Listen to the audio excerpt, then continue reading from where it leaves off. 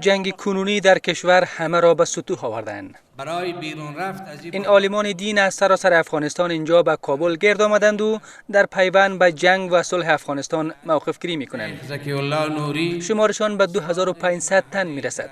و آخابه بین میگویند در این جنگ که هر روز کودکان یتیم و مادران بی فرزند میشوند هیچ گونه مشروعیت دینی ندارد.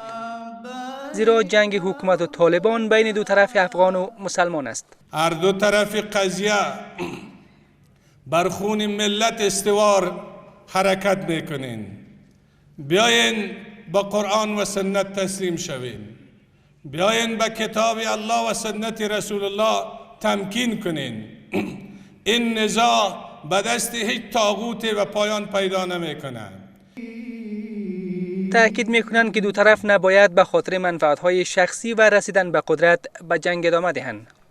از سوی میگویند مردم افغانستان نباید به خاطر اختلاف تعبیرهای اجتهادی و سلیقه‌ای کشته شوند. د چوکۍ په خاطر باندې د سلیقوي تعبیرو په خاطر باندې په اجتهادي مسایلو کې د افغانستان د ولس وینه حرامه ده چې توی شي. دا باید توی نشي. مذاکرې ته چې کله کېناستو بیا به جګړه نه کوو. دواړه دې په یو میز سره ناست دي، باید چې د الله د رضا په خاطر د افغانستان د مظلوم ولس په خاطر د افغانستان د فقیر ولس په خاطر سره د خپلو شخصي ګټو د خپلو شخصي منافعو تیر شي، د افغانستان د مظلوم ولس په درد باندې دردمن شي.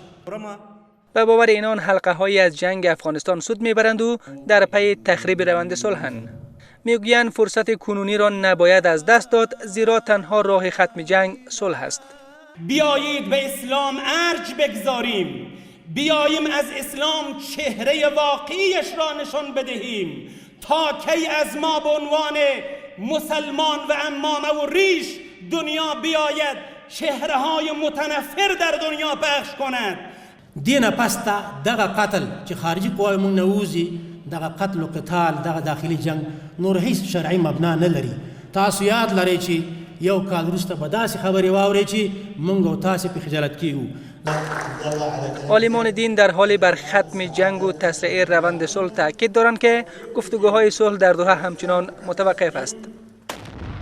در کنار این حمله و نبردهای طالبان شدت گرفته و روزانه ده‌ها قربانی از غیر نظامیان و نظامیان میگیرند. این عالمان دینی میگویند طرف هیچ گروهی قرار نخواهند گرفت، اما حاضرند میان دو طرف میانجیگری کنند تا هیچ افغان دیگر کشته نشوند.